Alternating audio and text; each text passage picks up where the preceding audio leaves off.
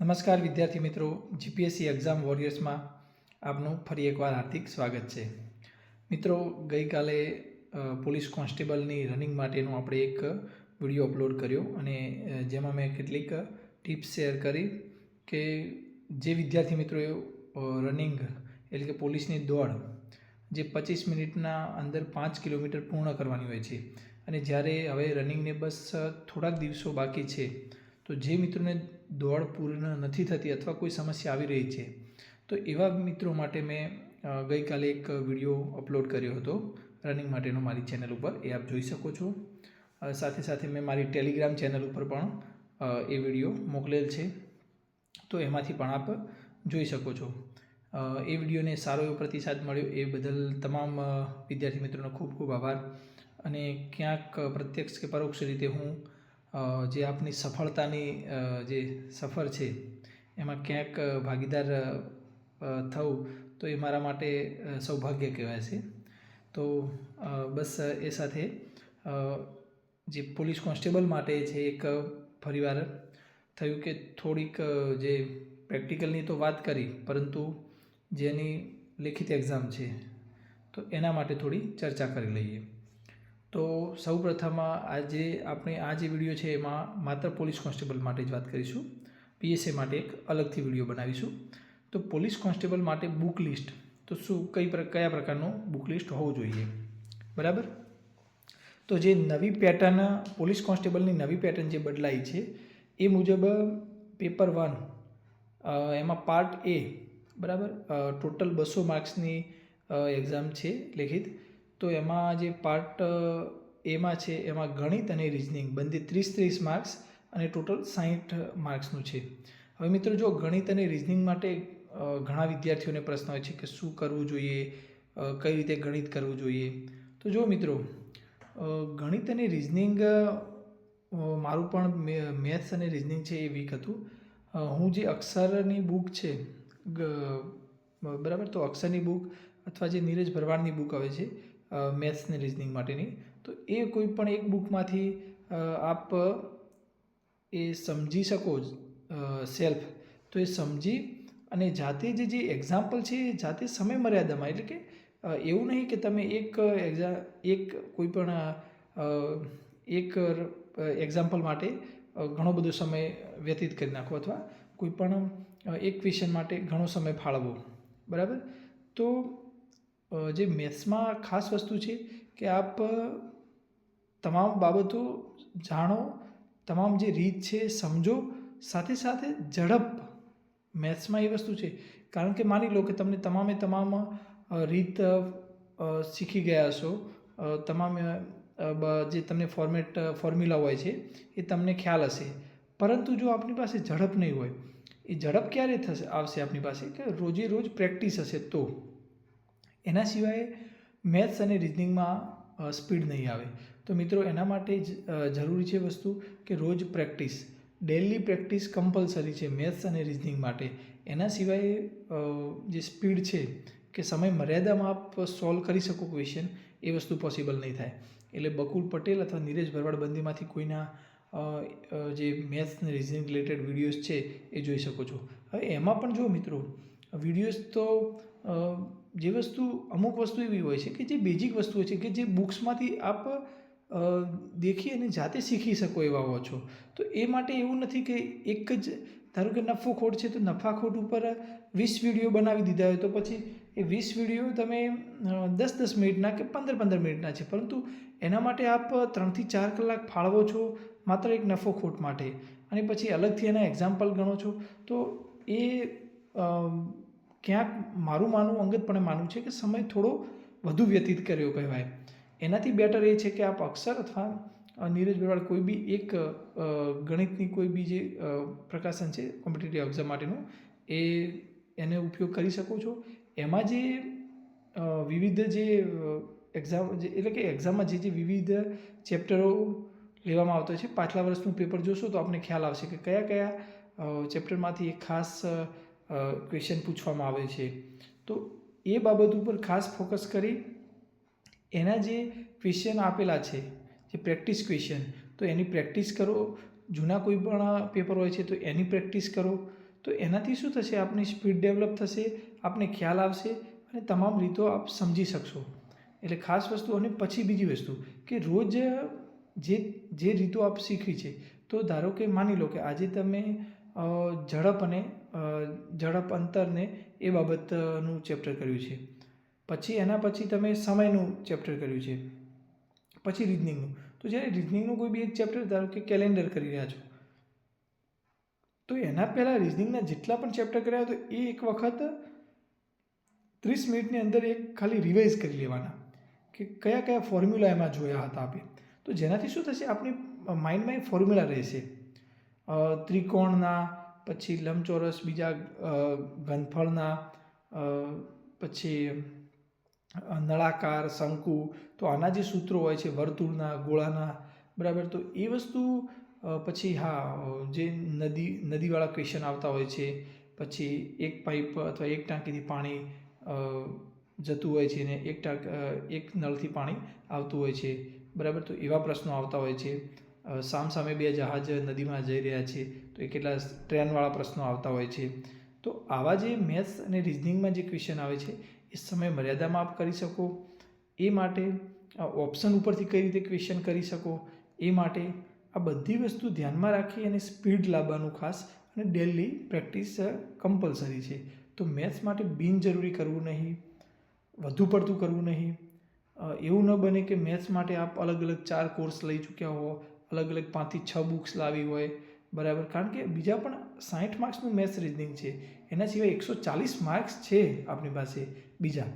તો એ વસ્તુ છે ધ્યાનમાં રાખવાની છે આપે કે સંપૂર્ણપણે મેથ્સ રિઝનિંગ ઉપર નહીં, એને ભારણ આપવાનું છે, સારી રીતે કરવાનું છે, બરાબર. તો મેથ્સ રિઝનિંગમાં મેં કહ્યું એમાં આટલું કરશો તો મારા મતે ઇનફ છે, પણ પ્રેક્ટિસ મસ્ટ છે.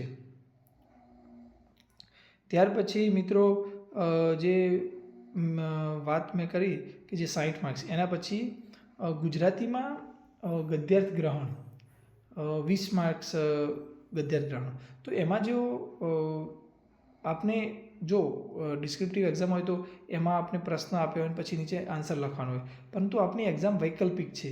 તો એમાં મારું અંગતપણે માનવું છે કે આપણે પેરેગ્રાફ આપશે, 4 પેરેગ્રાફ આપશે, એની નીચે 5-5 ક્વેશ્ચન આપશે.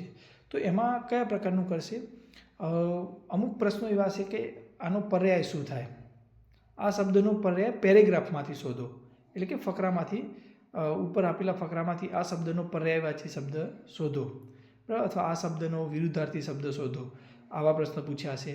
અથવા આપના મતે આના શું, એટલે કે શું વિચાર, આનો તાત્પર્ય શું થાય છે, બરાબર. તો એ જે પેરેગ્રાફ આપેલો છે એ પેરેગ્રાફના અંદરથી જ એ વસ્તુ આપને મળી રહેશે.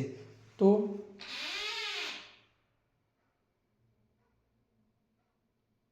પેરેગ્રાફના અંદરથી જ આપને એ વસ્તુ મળી રહેશે.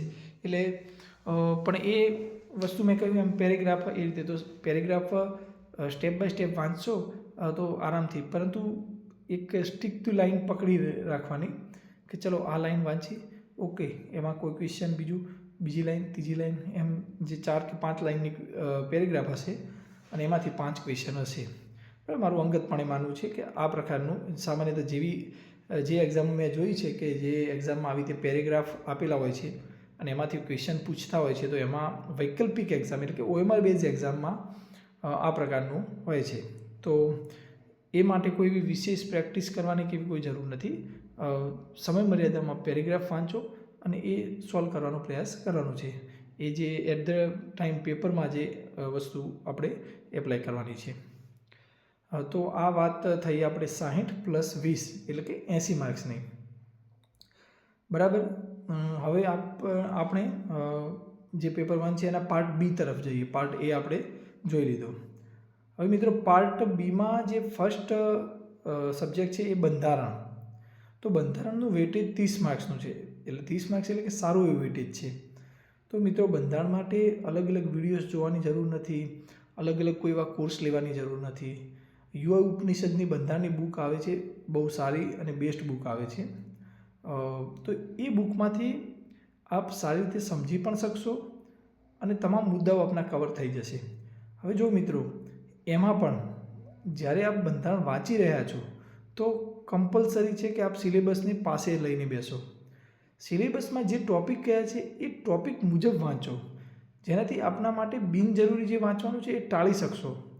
એટલે જે સિલેબસ છે એને સાઈડમાં રાખવો અને એના પછી આપ વાંચી શકો છો.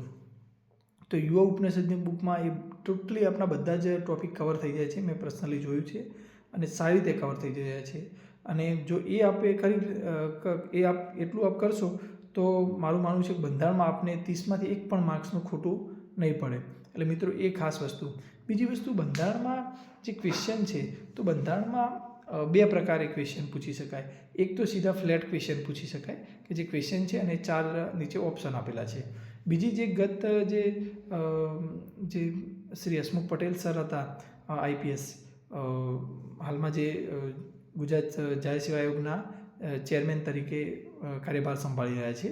તો જ્યારે હસમુખ પટેલ સર હતા એ વખતે જે પેટર્ન હતી તો એમની જીપીએસસી ટાઈપ પેટર્ન હતી કે 4 ઓપ્શન આપતા અને એના નીચે પછી 4 વિકલ્પો આપી અને પછી નીચે 1, 2 સાચું, 3, 4 ખોટું, અથવા 1, 2, 3 સાચું, 4 ખોટું, અથવા 1 સાચું, 2, 3, 4 ખોટું, આવા 4 વિકલ્પ આપતા. 4 બરાબર.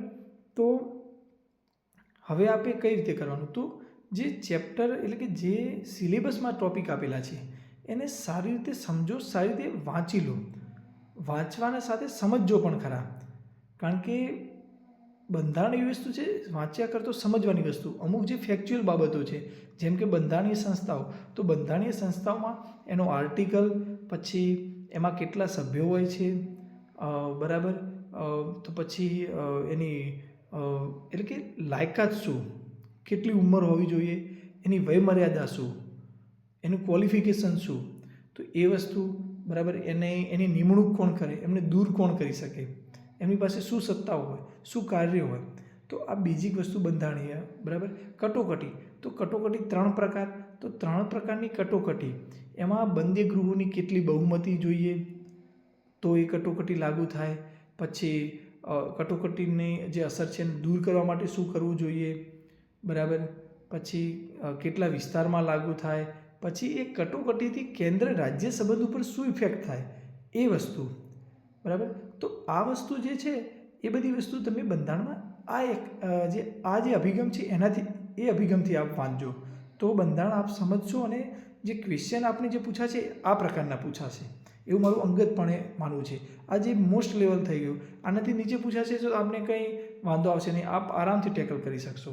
મૂળભૂત અધિકારો છે, રાજ્યનીતિના માર્ગદર્શક સિદ્ધાંતો છે, નાગરિકતા છે, આ જે વસ્તુ છે એટલે કે ભાગ 2, 3, 4 મૂળભૂત ફરજો છે એ, તો એ જે ભાગ છે એ વ્યવસ્થિત સારી રીતે કરી લેજો, કારણ કે એમાંથી આર્ટિકલમાંથી સીધું જ આપને પૂછાઈ શકે. એટલે એ વસ્તુ ખાસ ફોકસ કરજો. એના પછી પાર્ટ બીમાં છે 2 કરંટ અફેર્સ, સાયન્સ એટલે કે વિજ્ઞાન અને ટેકનોલોજી, અને જનરલ નોલેજ. એ 40 માર્ક્સનો વેઇટેજ છે. બંધારણનું 30 માર્ક્સનું અને આ 40 માર્ક્સનું. 40 માર્ક્સમાં એમણે 3 ટોપિકો લીધા છે. હવે કરંટ અફેર્સ માટે મેં જોયું છે કે ઘણા મિત્રો અલગ અલગ યુટ્યુબ ચેનલ જોતા હોય છે, અથવા ડેઇલીનું કરંટ અફેર્સ જોતા હોય છે, અથવા અલગ અલગ મટીરિયલ્સમાંથી વાંચતા હોય છે. મિત્રો, કરંટ અફેર્સ હાલની સ્થિતિ એવી છે કે આપણે કરંટ અફેર્સનું જે સંકલન છે એ કરવાની જરૂર નથી. કરંટ અફેર્સ અત્યારે માર્કેટમાં એટલું બધું અવેલેબલ છે કે આપને સારી સ્થિતિમાં અને સારું એવું મળી રહે છે. તો કરંટ અફેર્સ માટે એવો સમય ન વ્યતીત કરતા આપ યુવાના જે કરંટના અંક છે, મેગઝીન આવે છે મંથલી, એ મેગઝીન પરચેસ કરી લેવાનું.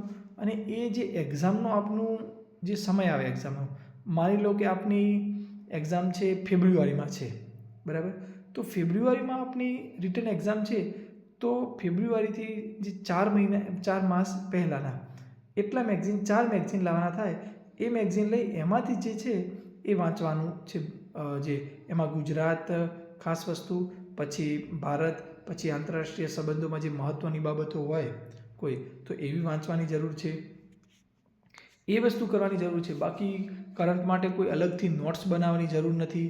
અલગ અલગ ડે ટુ ડેનું કરંટ્સ કરવાની જરૂર નથી કે એવી કોઈ ડે ટુ ડે કરંટ તમારે કોઈ વાંચવાની જરૂર નથી કે કોઈ એવી યુટ્યુબ ચેનલ ફોલો કરવાની જરૂર નથી કરંટ અફેર્સ માટે. એટલે મિત્રો એના પાછળ પ્લીઝ રિક્વેસ્ટ કરું છું કોઈ એવો સમય ખરાબ કરતા નહીં. એના પછી છે સાયન્સ અને ટેકનોલોજી એટલે કે વિજ્ઞાન અને ટેકનોલોજી. તો એના માટે જે આપણે GCRTની બુક છે ધોરણ 8, 9, 10. હવે ફરી એકવાર સિલેબસને પાસે રાખજો. સિલેબસને મિત્રો સતત પાસે રાખજો. સિલેબસમાં જોજો ટોપિક, એમાંથી જે ચેપ્ટર આપેલા છે એ 8, 9, 10ની બુકમાં મોટા ભાગના ચેપ્ટર કવર થઈ જાય છે તમારા. બરાબર, એ ચેપ્ટર આમાંથી તમારે કવર થઈ જશે. તો એ ચેપ્ટરમાંથી તમારે વાંચી લેવાના 2-3 વખત. હવે એમાંથી ઘણા એવા એસિડ કે જે રોજિંદા જીવનમાં ઉપયોગી છે, ઘણા એસિડ બેઝ ક્ષાર એ રોજિંદા જીવનમાં, અથવા ઘણી એવી પ્રક્રિયાઓ કે જે રોજિંદા જીવનમાં રાસાયણિક પ્રક્રિયાઓ છે કે જે રોજિંદા જીવનમાં આપણે ઉપયોગમાં લેતા આવીશું. બરાબર, તો એવી જે બાબતો છે એ ખાસ એ બુકના અંદર જ અંડરલાઇન કરવાની, તો જેથી કરીને આપ રિવિઝન કરો તો એ વસ્તુનું સારી રીતે રિવિઝન કરી શકો. એના સિવાય વર્લ્ડ ઇન બોક્સની સામાન્ય અભ્યાસ બુક છે. તો એમાંથી જે વિજ્ઞાન ટેકનોલોજી આપ્યું છે બહુ બેસ્ટ આપ્યું છે. આઈ થિંક 51 પેજ છે. એમાં બાયોલોજી છે, ફિઝિક્સ છે અને કેમેસ્ટ્રી છે, 3 પાર્ટ આપેલા છે અને ખૂબ જ સરસ આપેલું છે. એમાં આપનો આખો સિલેબસ કવર થઈ જાય છે. બરાબર, એનાથી વધુમાં જે 8, 9, 10ની મેં બુક કહી એમાં પણ આપનો સિલેબસ મહત્તમ કવર થઈ જાય. અને જે આ બધી વસ્તુ આપ કરી લેશો તો આપનો 100% સિલેબસ કવર થઈ જશે. બરાબર, આના સિવાય વિજ્ઞાન માટે કોઈ NCERT કે કોઈ એવી કોઈ પબ્લિકેશનની કોઈ બુક અલગથી પ્રસિદ્ધ કરતા હોય, જો મિત્રો વસ્તુ કે હું એટલે કે કોઈ બુક એમાંથી જો GCRTમાંથી કે બુક બનાવીને આપું છું, તો એ બુક GCRTમાંથી તમને બનાવીને આપી છે તો એનાથી બેટર એ છે કે GCRT જ વાંચી લો. બુક તો GCRTમાંથી જ બનાવેલી છે, તો પછી વાયા શું કરવા વાંચવું? જે મેઇન રિસોર્સ છે ત્યાંથી જ વાંચવું ને. એટલે બેટર એ છે કે હમણાં GCRTની બુક્સ અવેલેબલ જ ના હોય માર્કેટમાં, અથવા એ મેળવવી બહુ મુશ્કેલ હોય, કઠિન કાર્ય હોય કે એ બુક્સ ક્યાંય બજારમાં મળતી નથી, અથવા કોઈ પાસે એવી બુક્સ જ નથી GCRTની 8, 9, 10ની. બરાબર, તો પછી આપણે એવો પ્રશ્ન થાય કે શું કરીએ એમ. તો આપણે આવી બુકો પાછળ ભાગવું જોઈએ. પરંતુ ગુજરાતના લગભગ તમામ તાલુકાઓમાં ધોરણ 8, 9, 10ની સ્કૂલો છે, કેટલાય બાળકો 8, 9, 10માં ભણે છે, તો સ્વાભાવિક વસ્તુ છે બુક્સ આપને આરામથી અવેલેબલ થઈ જાય.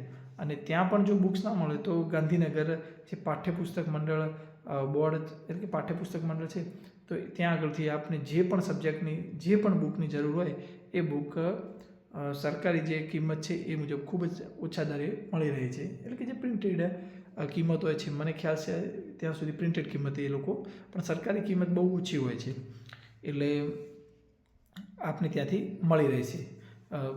બરાબર, અને હા બીજી વસ્તુ 8, 9, 10ની બુક ઓનલાઈન પણ અવેલેબલ હોય છે, તો એમાંથી પ્રિન્ટ કાઢવી હોય તો પ્રિન્ટ પણ કરી શકો છો. એટલે બુક્સનો કોઈ પ્રશ્ન જ નથી રહેતો. જનરલ નોલેજમાં જુઓ મિત્રો કેવું છે કે જે મેં વર્લ્ડ ઇન બોક્સની આપને કહ્યું સામાન્ય અભ્યાસ બુક, તો એમાંથી જે વિશ્વ સંસ્થાનું એટલે કે શું, WHO છે, IMF છે, વર્લ્ડ બેંક છે, UN છે, તો આવી વિશ્વ સંસ્થાનો, વિવિધ અભયારણ્યો, એરપોર્ટ, રમતગમત સંબંધિત, એટલે કે જનરલ નોલેજ એટલે કે આજુબાજુ જે ચાલી રહ્યું છે એ સંબંધિત આપણી પાસે કેટલું જ્ઞાન છે. ધારો કે માની લો કે કોઈ દેશમાં હમણાં કોઈ ક્રાઇસિસ ચાલી રહ્યો હોય તો એનું કેપિટલ પૂછી લે આપને. એટલે કે કરંટમાં એ વસ્તુ ચાલી રહી છે. બરાબર, ધારો કે ઇઝરાયલ છે, ઈરાન છે, યુક્રેન છે, રશિયા છે.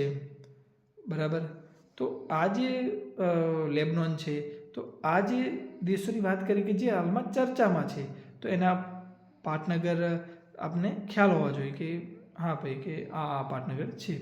બરાબર, પછી મેં કહ્યું એમ વિવિધ વિશ્વ સંસ્થાનો તો એ ચર્ચામાં સામાન્ય તો હોય છે, તો એ બાબતે આપણને ખ્યાલ હોવો જોઈએ. આ જનરલ નોલેજની વસ્તુ થઈ. અભયારણ્યો, એરપોર્ટ, રમતગમત, એના સંબંધિત શબ્દો. બરાબર, તો કે આ શબ્દ છે એ આ રમતગમતનો શબ્દ છે, આ શબ્દ એ આ રમતગમતનો, અથવા આ જે પ્લેયર છે એ આ રમતગમત સાથે સંકળાયેલા છે, એ વસ્તુ ખ્યાલ હોવો જોઈએ. એ સામાન્ય અભ્યાસમાં તમને સારો એવો પાછળ જે પોર્શન છે એમાં પરિચય આપેલો છે. એટલે જનરલ નોલેજમાં એક આ પ્રકારનું થાય. તો આ 40 માર્ક્સનું થયું. એના પછી મિત્રો જે ત્રીજો ભાગ છે ઇતિહાસ, વારસો અને ભૂગોળ, એનો જે વેટેજ છે 50 માર્ક્સનું છે વેટેજ. તો મિત્રો ઇતિહાસ માટે મેં સિલેબસ પણ જોયો છે. ધોરણ 11 અને 12 ઇતિહાસની જે GCRTની બુક છે એ ઇનફ બુક છે. એનાથી વિશેષ એટલું બધું કરવાની જરૂર નથી. એમાં પણ જે ધોરણ 11ની બુક છે સંપૂર્ણ નથી કરવાની. ધોરણ 11માં પણ ખાસ જોઈ લેજો કે જે સિલેબસમાં જો મોડર્ન હિસ્ટ્રી ના હોય, એટલે કે મધ્યકાલીન ભારતનો ઇતિહાસ ના હોય તો એ આપ સ્કીપ કરી શકો છો. પણ જો એ હોય તો પછી એ આપણે વાંચવું જ પડશે. મને ખ્યાલ છે ત્યાં સુધી લગભગ મધ્યકાલીન પણ છે, બરાબર. સલ્તનતને મેં અભ્યાસક્રમમાં જોયું છું, તો પછી એ પણ આપણે કરવું જ પડશે. એટલે કે ધોરણ 11ની સંપૂર્ણ બુક, પછી ધોરણ 12ની બુકમાંથી 10 પ્રકરણ, એમાં 10 અને 9 એટલે કે 9મા ચેપ્ટર એ લગભગ આઝાદી મળે અને પૂર્ણ થાય છે. પછી 9મા ચેપ્ટર, 10મા ચેપ્ટરમાં લગભગ આયોજન ઉપર આવી જાય છે. પણ 9 10 એ આપ જોઈ લેજો, બરાબર. પણ આખી બુક કરવાની જરૂર નથી ધોરણ 12ની, બરાબર. એ બાબતે હું શ્યોર છું. એટલે ધોરણ 11 અને ધોરણ 12ની ઇતિહાસની બુક, તો એમાં આપણું ભારતનો જે ઇતિહાસ છે એ સંપૂર્ણ કવર થઈ જશે. હવે મિત્રો ગુજરાતના ઇતિહાસ માટે જે અભ્યાસક્રમ આપેલો છે આપણો, એ અભ્યાસક્રમના ટૉપિક જોવાના. એમાંથી એ ટૉપિક મુજબ આપણે ઈશ્વર પાડવી અથવા લિબર્ટીની બંનેમાંથી કોઈ પણ એક બુક ગુજરાતના ઇતિહાસની એ લેવાની, અને એ બુકમાંથી અભ્યાસક્રમના જે ટૉપિક છે એ મુજબ જ એટલું જ વાંચવાની જરૂર છે ગુજરાતના ઇતિહાસ માટે. એનાથી વિશેષ વાંચવાની જરૂર નથી કે બંને બુક્સ વાંચવાની જરૂર નથી. બેમાંથી કોઈ પણ એક, બંને બુક સારી છે, બંને બુકમાંથી ગુજરાતના ઇતિહાસને કવર કરેલ છે. એટલે બંનેમાંથી કોઈ પણ એક બુક પ્રિફર કરી શકો છો. અને ભારતના ઇતિહાસ માટે ધોરણ 11-12ની ઇતિહાસની બુક પરફેક્ટ છે. અને એ પણ મેં જેમ આપને કહ્યું એમ સંપૂર્ણ ઇતિહાસ કવર કરેલો છે. એટલે કે આપણે કોઈ વસ્તુ સ્કીપ કરવાની નથી ધોરણ 11ની બુકમાં, સારી રીતે વાંચી જવાની છે. પછી વારસો, તો વારસો યુવા ગુજરાતનો વારસો અને ભારતનો વારસો, તેમાંથી જે અભ્યાસક્રમમાં જણાવ્યું છે એટલા જ ટોપિક વાંચવા, એનાથી બિનજરૂરી વાંચવું નહીં. એનાથી વધુ વાંચવાની કોઈ એવી જરૂર નથી. એટલે મિત્રો જે અભ્યાસક્રમમાં જણાવ્યું છે એટલું જ વાંચજો. હવે એનાથી આગળ મિત્રો ભૂગોળ. તો ભૂગોળમાં જે વર્લ્ડ ઇનબોક્સની સામાન્ય અભ્યાસની મેં બુક અગાઉ પણ કહ્યું. જો મિત્રો જે વર્લ્ડ ઇનબોક્સની સામાન્ય અભ્યાસની બુક છે ને, ખરેખર ખૂબ જ બેસ્ટ બુક છે. એ બુકમાં મોટાભાગના ટૉપિક કવર થઈ જાય છે. એટલે જે એ બુક છે ને એ સારી રીતે વાંચજો, બરાબર. તો એમાં જે જિયોગ્રાફી એટલે કે ભૂગોળમાં જે એક પોર્શન આપેલો છે ભૂગોળનો સામાન્ય અભ્યાસમાં, તો વિશ્વ ભૂગોળ, ભારત ભૂગોળ અને ગુજરાત ભૂગોળ, એમાંથી ભૂગોળના જે 51 પેજ આપેલા છે સમથિંગ, તો એ સારી રીતે વાંચી જજો. ભૂગોળમાં જે સિલેબસ આપનો છે પોલીસ કોન્સ્ટેબલનો, એના તમામ ટૉપિકો આમાં કવર થઈ જાય છે. એનાથી વિશેષ કરવાની જરૂર નથી. ભૂગોળ એમાં મસ્ત આપેલું છે, સારી રીતે આપેલું છે, આપ સમજી શકશો અને એમાંથી બધું કવર થઈ જશે. હવે જુઓ મિત્રો, મેં જે ઉપર જણાવી એટલી બુક પોલીસ કોન્સ્ટેબલ માટે પૂરતી છે. એનાથી વધુ કરવાની જરૂર નથી. મેં અગાઉ પણ કહ્યું એમ, અભ્યાસક્રમને સાથે રાખીને વાંચન કરવું. આના સિવાય બીજું કોઈ બિનજરૂરી વાંચવું નહીં. બિનજરૂરી બુક પરચેસ કરવી નહીં કે ખોટી બુકો ભેગી કરવી નહીં. બીજી વસ્તુ, નિયમિત વાંચવું અને લક્ષ્યાંક મુજબ વાંચન કરવું. નક્કી કરવાનું ટાર્ગેટ કે પછી મારે આટલું વાંચવું છે, આટલું વાંચવું છે, એ મુજબ વાંચવું. બિનજરૂરી કોર્સ પરચેસ કરવા નહીં, બિનજરૂરી ખર્ચ કરવો નહીં. જે મેં કહ્યું આટલી બેઝિક બુક્સ છે, આટલી સારી રીતે વાંચશો તો સંપૂર્ણ સિલેબસ સંપૂર્ણ કવર થઈ જશે. અને અગાઉ મેં કહ્યું એમ રનિંગ માટે પણ મેં કહ્યું છે, સાથે સાથે રનિંગનું પણ થઈ જશે અને સાથે સાથે આ પણ થઈ જશે. હવે જો મિત્રો, ઘણા વિદ્યાર્થીઓને થતું છે કે આ જે છે તો કઈ રીતે વાંચવું, અમારું શું સ્ટ્રેટેજી હોવી જોઈએ, અમારું શું ટાઈમ ટેબલ હોવું જોઈએ. તો મેં એક એવું નહીં કે જે અસંભવ ટાઈમ ટેબલ, એક સાદું સિમ્પલ ટાઈમ ટેબલ બનાવેલું છે કે જેમાં આપને આરામ પણ મળી રહે, સારી રીતે વાંચી શકો અને રિવિઝન સુધી 30 દિવસના સમયમાં આપનો પોલીસ કોન્સ્ટેબલનો સંપૂર્ણ અભ્યાસક્રમ પૂર્ણ થાય અને આપ રિવિઝન સુધી કરી શકો 30 દિવસમાં. આ સંપૂર્ણ મેં જે કહ્યું આ વસ્તુ થઈ શકે એવી છે, બરાબર, કારણ કે મેં પોતે અનુસરી ચૂકેલો છું અને આરામથી કરી શકો એવી છું. તો એ હું આવતીકાલે જે વિડીયો અપલોડ કરીશ એમાં હું આપને ડિટેલ સ્ટ્રેટેજી જણાવીશ કે કઈ રીતે 30 દિવસમાં આપ આખો સિલેબસ છે એ કવર કરી શકો અને સંપૂર્ણ જે સિલેબસના જે મેં કહ્યું એમ બધી બુક્સ કવર કરી શકો. સાથે સાથે મિત્રો પીએસઆઈ માટે પણ હું આવતીકાલે એક વિડીયો અપલોડ કરીશ કે પોલીસ કોન્સ્ટેબલ સાથે સાથે પીએસઆઈ. જો ઘણા મિત્રોને એવું હોય છે કે પોલીસ કોન્સ્ટેબલ પીએસઆઈની કમ્બાઇન્ડ પ્રિપેરેશન કરવી, તો એ કઈ રીતે કરવી એનો પણ હું એક અલગથી વિડીયો બનાવી દઈશ કે જેમાં એક જ સાથે જે મિત્રોનો એવો ટાર્ગેટ છે કે મારે માત્ર પોલીસ કોન્સ્ટેબલની જ પ્રિપેરેશન કરવી છે, તો એના માટે આટલું બુક લિસ્ટ ઇનફ છે, આનાથી વિશેષ કરવાની જરૂર નથી.